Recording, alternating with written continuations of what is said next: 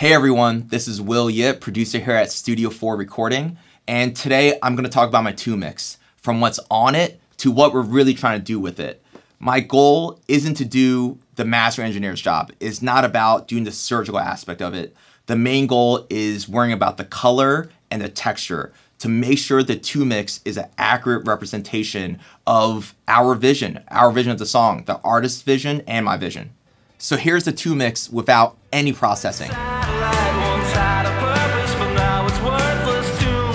I'm pretty happy with the overall mix and each ingredient sound, but we're definitely missing a bit of texture and a bit of glue. So I'm gonna reach for my favorite 2 mix compressor, the Manley Vari-Mu. It's become my go-to.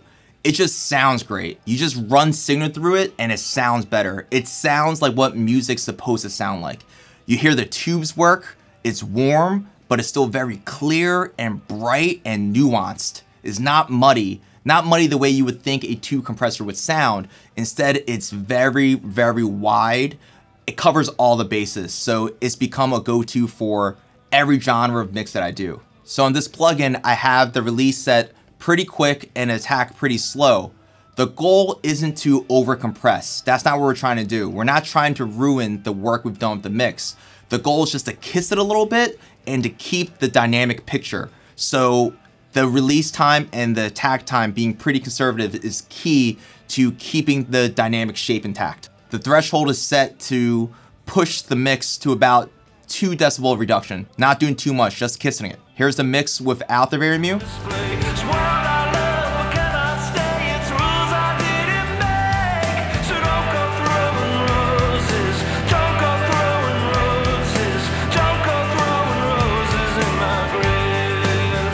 It just pops. It pops, but in a very warm and a soul-touching way. To help mold, I bring in one of my favorite 2 mix EQs, the Chandler Curve Bender. I'm not doing too much. I'm just adding a bit of bottom and adding a bit of top. I'm adding a bit of 8K and I'm adding a bit of 50 or 70. In this case, it's 70.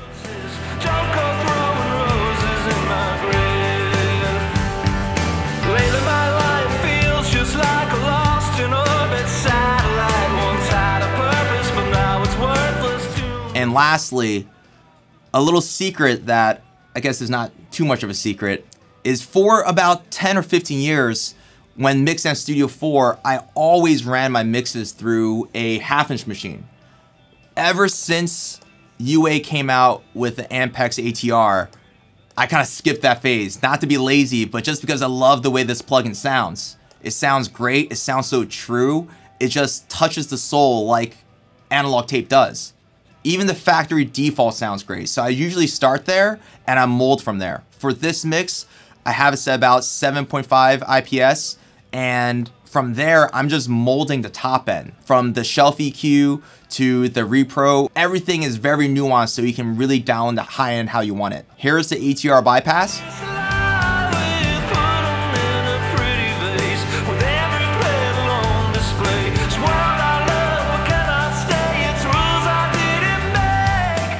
So the goal here isn't to get too surgical again. The goal is to just bring out the character of the 2 mix. Here's the 2 mix without the processing.